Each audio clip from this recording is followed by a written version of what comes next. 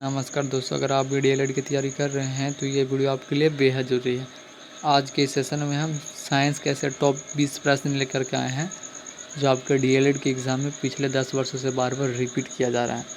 तो चलिए बिना देर किए करते वीडियो का स्टार्ट। अगर आप मेरे चैनल पर नए हैं तो चैनल को सब्सक्राइब करके बेल आइकन दबा के घंटी कॉल कर लीजिएगा कि जैसे इसका अगला वीडियो अपलोड जो है अपलोडेड हो तो सबसे पहले आप तक पहुँच सके।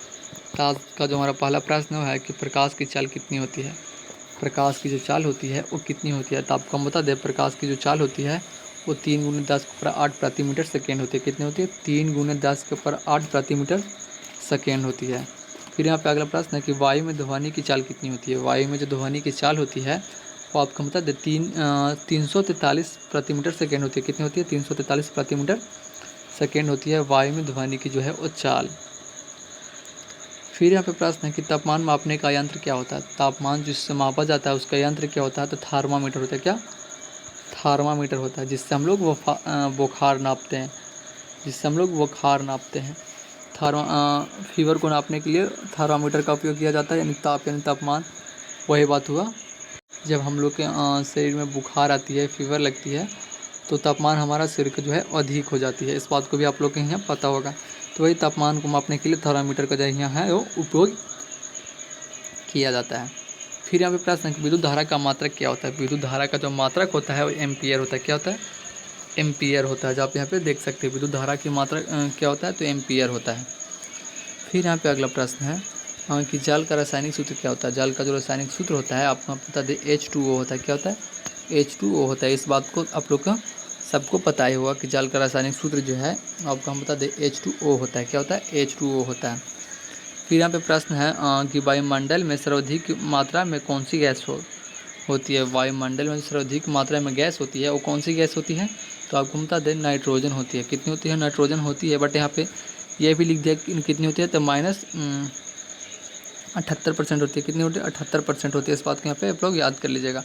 फिर यहाँ प्रश्न कि नींबू में कौन सा अम्ल पाया जाता है, तो नींबू में आपको साइट्रिक अम्ल पाया जाता है। कौन सा? साइट्रिक अम्ल पाया जाता है। नींबू में कौन सा अम्ल पाया जाता है, तो साइट्रिक अम्ल पाया जाता है।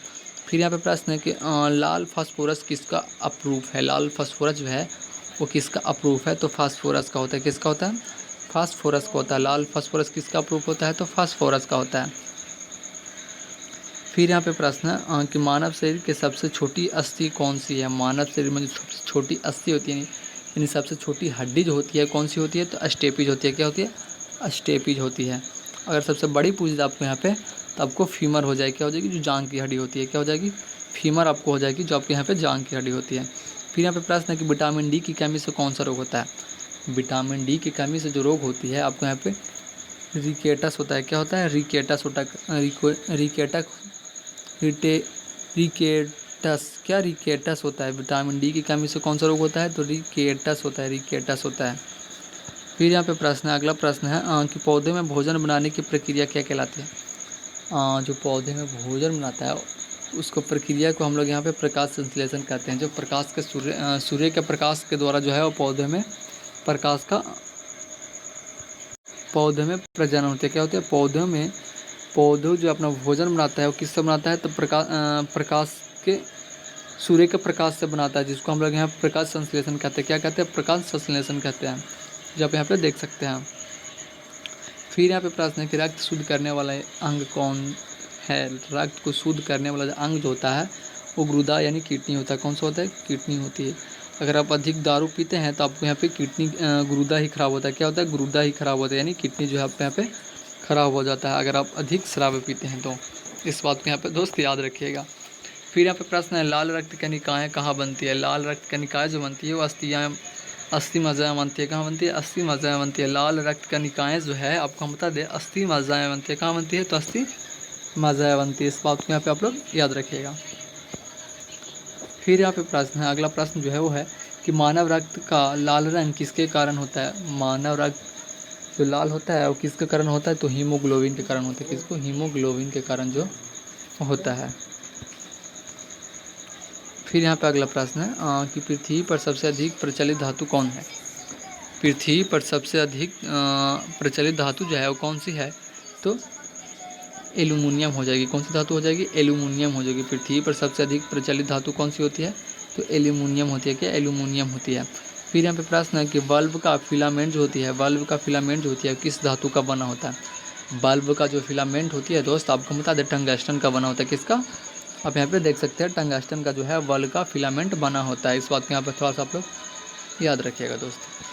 फिर यहाँ पे प्रश्न है कि स्टेनलेस स्टील किसका मिश्र धातु है। स्टेनलेस स्टील जो होता है किसका मिश्र धातु होता है, तो लोहा क्रोमियम निकेल का होता है, लोहा क्रोमियम निकेल का होता है। स्टेनलेस स्टील किसका मिश्रण धातु होता है, तो लोहा क्रोमियम निकेल का होता है। इस बात को यहाँ पे आप लोग याद रखिएगा दोस्त।